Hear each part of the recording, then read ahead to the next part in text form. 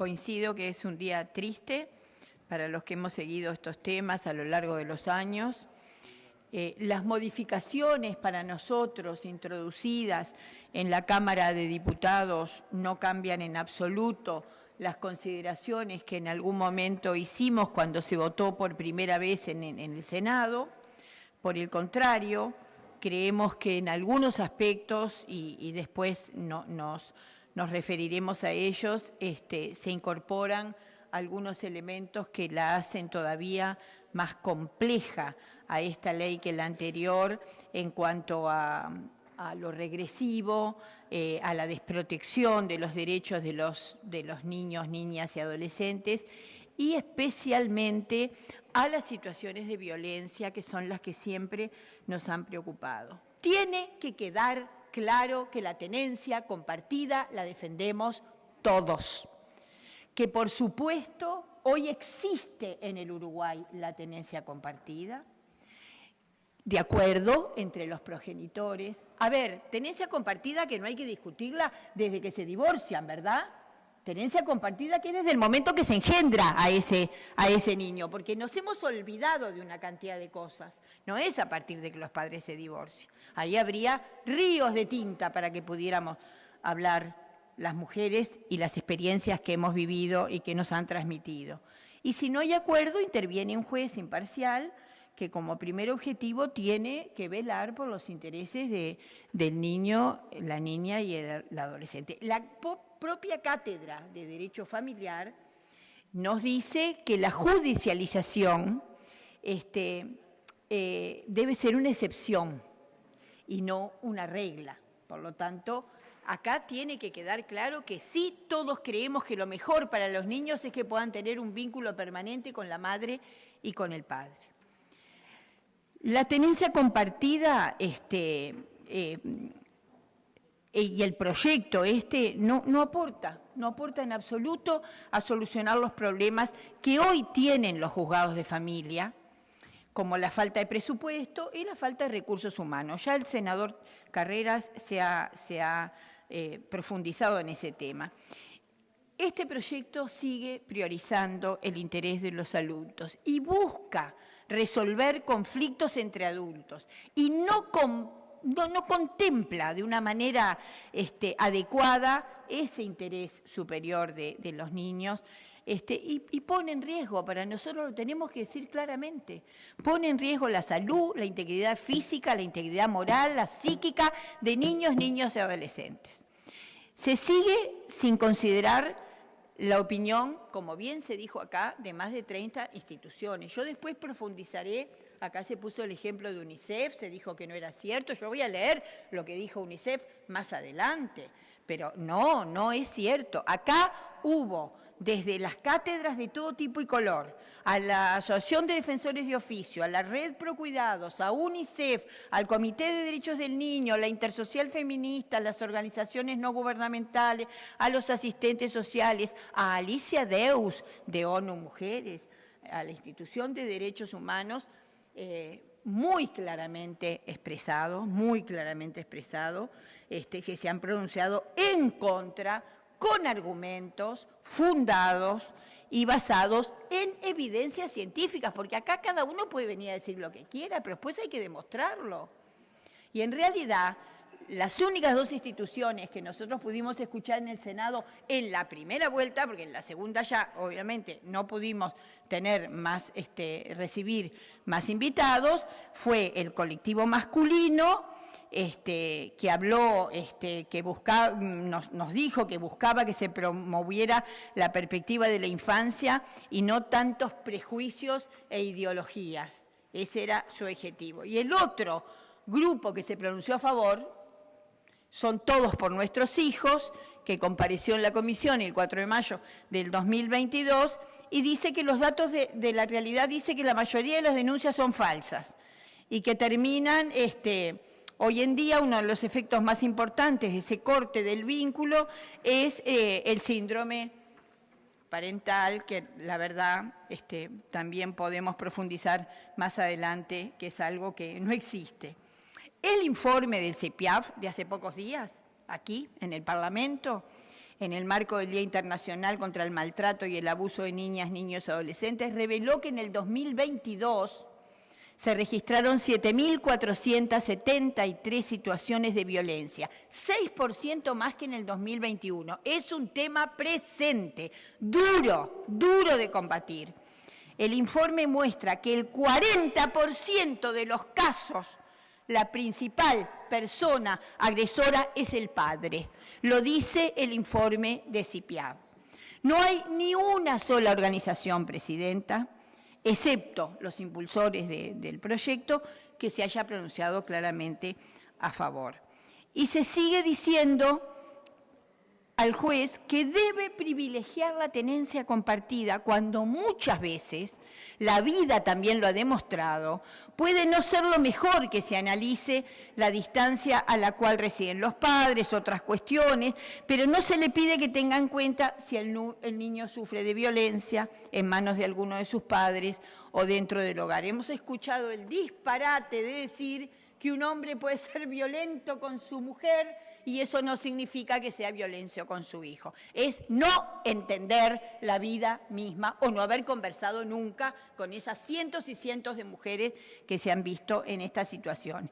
Y el artículo 4 pone, sin ninguna duda, en contradicción las legislaciones actuales que tiene el Uruguay aprobados para la protección de los niños y adolescentes y que ratifican los principios de la Convención de la Niñez y muy especialmente la prohibición de revincular a los niños con quienes están denunciados por atentar contra la integridad física, psíquica o sexual intrafamiliar. Obviamente estoy hablando de la normativa internacional, de la Convención de Derechos del Niño, la Ley 16.137, que la ratificó Uruguay en la década del 90, y el Código de la Niñez y la Adolescencia, la Ley 17.823, que se aprobó en el 2004.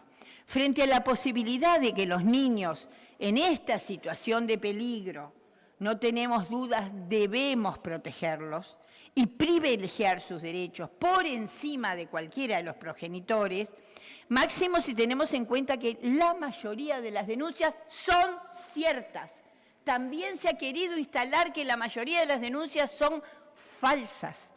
Y eso realmente, la idea que se ha querido instalar de la falsedad de la mayoría de las denuncias, no hay ni una sola evidencia al respecto. Es un discurso que hace funcional a este proyecto, pero que no tiene nada que ver con la realidad. Y la posibilidad de mantener las visitas, aún con el progenitor con medidas cautelares vigentes, padre o madre, es inaceptable, porque se prioriza acá el interés del progenitor por sobre los derechos del niño. Y el sistema de protección o de precaución se deja de lado y son de las cosas que no podemos admitir.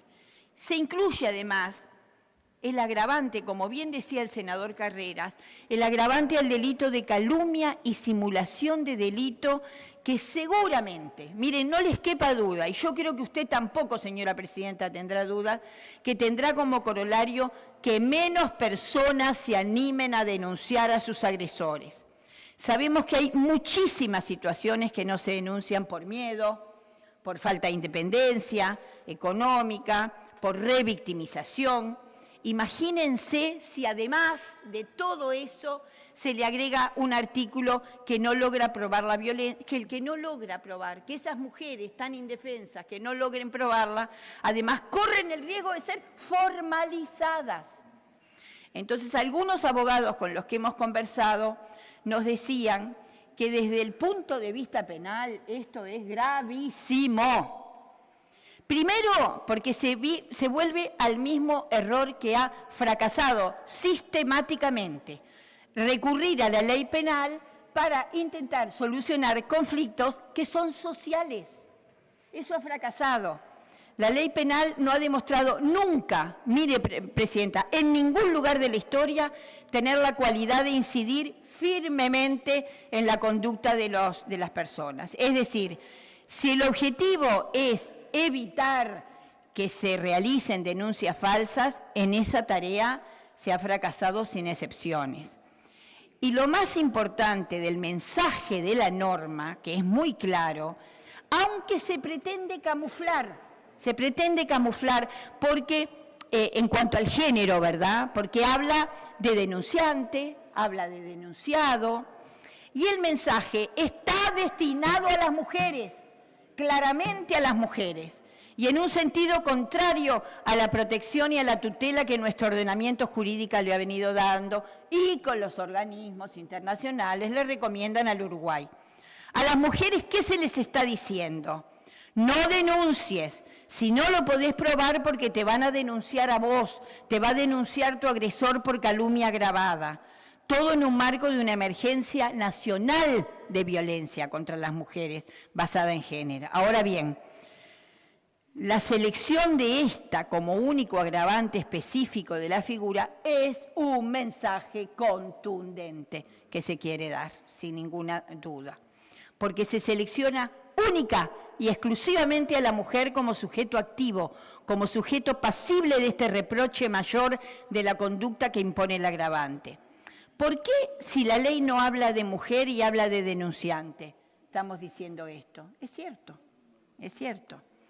pero se refiere a procesos regidos por la ley 19.580, que no es otra cosa que la ley de violencia hacia las mujeres basada en género.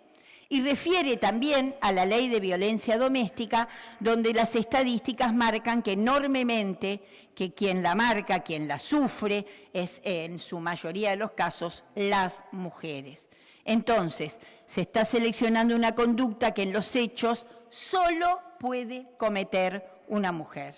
Se está dando el mensaje a la mujer de que no denuncie, se la está desincentivando, a menos que tenga una suerte de certeza probatoria que la propia naturaleza del vínculo con el agresor y la agredida es muy difícil de generar. ¿Por qué no se seleccionan otras agravantes?, nos preguntamos. Por ejemplo, situaciones cuyo reproche penal debiera ser mucho mayor, como el hecho de denunciar falsamente a alguien por cualquier otro delito y que a causa de ello se le impongan medidas cautelares muy gravosas como la prisión preventiva o la prisión domiciliaria, el congelamiento de bienes, etcétera, etcétera, etcétera. A lo que voy es a que se decide agravar específicamente una conducta por estas razones únicamente para castigar y para dar un mensaje a las mujeres tendientes a desincentivar su denuncia y aumentar la impunidad de quienes ejercen violencia contra las mujeres. Esto es el cambio más dramáticamente de retroceso que tiene este nuevo proyecto, que por otra parte no tiene exposición de motivos. Porque realmente ayer en la comisión lo hemos planteado más de una vez, es inaudito que estemos discutiendo un proyecto de ley sin exposición de motivos, se nos dice que la exposición de motivos es la del primer original proyecto presentado por la senadora Saciaín Bianchi y el senador Abreu, efectivamente, esto es del año 2007 de diciembre del 2020, y si uno lo lee, señora presidenta, lo tengo acá después de insistir mucho a que me lo informaran, no tiene nada que ver con lo que estamos discutiendo. Es una exposición de motivos que hablaba de la penalización de la maternidad, que la ponía usted como ejemplo en una intervención bien interesante que usted hizo con los datos de Naciones Unidas. Nada que ver. Estamos discutiendo un proyecto con una exposición de motivos que no tiene nada que ver. Y los fundamentos, se incluye además, el delito de calumnia, de simulación, pero los fundamentos de los impulsores del proyecto y de algunos legisladores que votaron este proyecto, no se basan en evidencias científicas, ni están respaldados por especialistas, simplemente se basan en afirmaciones de que en los juzgados resuelven en perjuicio de los hombres, a favor de las mujeres, cosa que es absolutamente falsa. Y que detrás de todo esto está la ideología de género, que no podía dejar de aparecer, y cuestionan los avances legislativos en materia de violencia basada en género.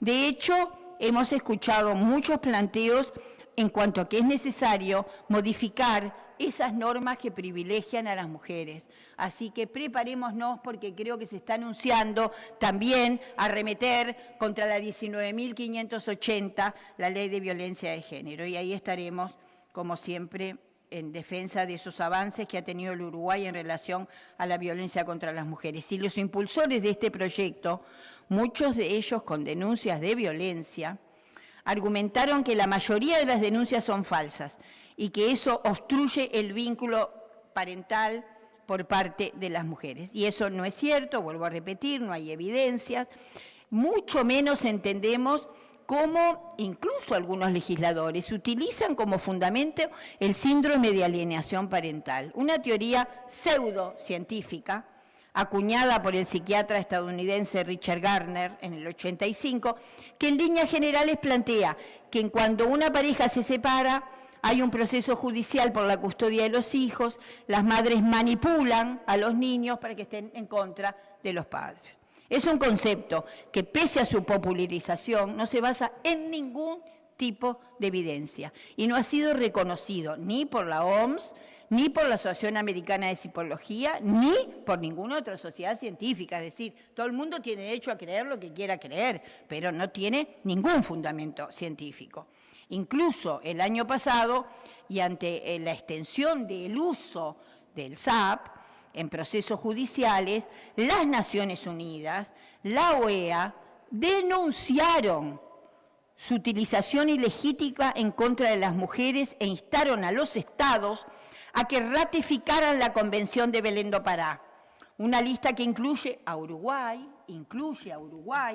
y explícitamente prohíbe durante dichos procesos judiciales evidencias que busquen desacreditar un testimonio con base a ese síndrome de alienación parental. Hay, sí, muchas organizaciones que se han expresado. Acá se hablaba de UNICEF, y yo tengo textual. Primero, lo primero que nos pasó en la Comisión de Constitución y Legislación es que vino el INAU, el órgano rector de la niñez en este país, y se expresó el presidente en forma personal. El directorio del INAU no tomó postura. Increíble en un proyecto de ley que tiene a los niños en el centro de la escena. Increíble, pero así fue. Y en UNICEF, pongo comillas, tal como lo señala el Comité de Derechos del Niño cuando existe conflicto entre los padres en relación a las responsabilidades parentales, el único criterio debe ser el interés superior del niño. En ese caso, sería contrario que la ley promueva la concesión automática de la responsabilidad parental a uno de sus progenitores.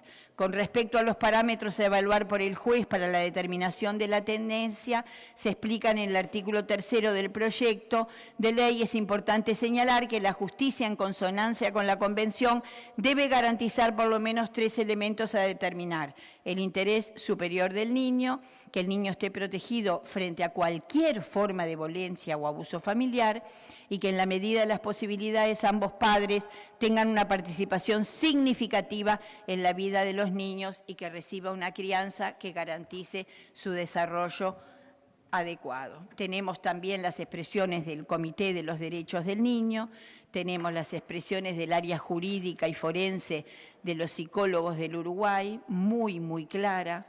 Tenemos las expresiones clarísimas de la Clínica de Psiquiatría Pediátrica de la Facultad de Medicina, que dice, abro comillas, cuando uno lee el texto de la propuesta puede ver que se da por sentado que lo mejor es la tenencia compartida en todos los casos. Ahora, no se plantea en ningún momento de qué forma se va a evaluar la situación de cada uno de los padres, del papá, de la mamá, eso no está contemplado. Comparto la preocupación por el artículo que hace referencia a las medidas cautelares. Entonces, se me está acabando el tiempo, quiero decir que realmente para nosotros es un día triste porque es un retroceso muy grande, porque el interés superior del niño no está contemplado y porque buena parte del proyecto se basa en hipotéticas en hipotéticas soluciones que realmente para nosotros son un verdadero retroceso a los derechos conquistados en estos últimos años.